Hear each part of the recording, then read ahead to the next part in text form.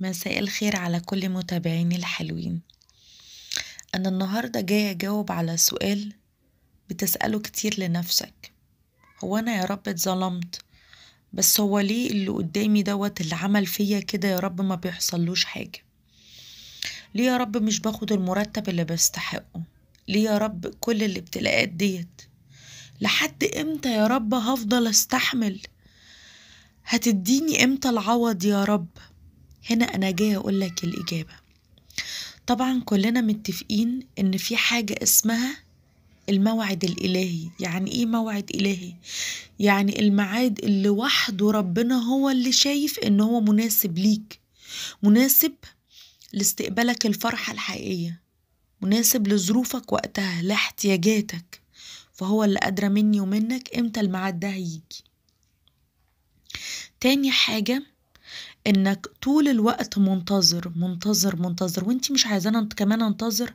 لا، أنا عايزك تسلم أمرك لله، لأن طاقة الانتظار بتاخد منك، فبتقلل استقبالك للشيء أو بتعرقل استقبالك للشيء. طب يعني أنا أعمل إيه؟ لما أنت بتكون مدي حاجة لمامتك أو لوالدك بتكون مطمن على الشيء ده لأنك واثق فيهم. طب ما بالك برب العباد؟ أنت مش واثق في أمانتك عنده؟ ده انت مفروض تقول يا رب انا فوضت امري لله، انا مسلم امر ليك انك كل حاجة هتردها لي، بس في ميعادها الالهي. ربنا بيختبرك على قد ايمانك. كمان في حاجة مهمة، مفيش حد بيلقي بأمنية عنده غير وبيلقي الشيطان في أمنيته. فالشيطان هيبتدي ان هو يوسوس لك ويقولك ده مش هتحصل، لا لا لا لا لا، هو انت قد الحاجة ديت؟ انت مش قد ان انت تاخد المرتب دوت. لا لا لا، هو ده الظالم، هو عمل فيك ايه؟ هو ده ولا عمل اي حاجة.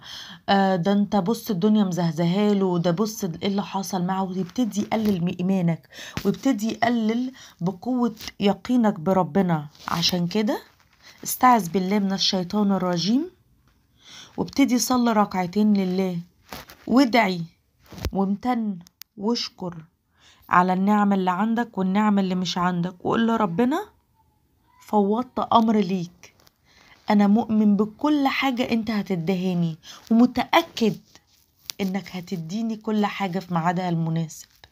شكرا ليك يا رب، يومكم جميل.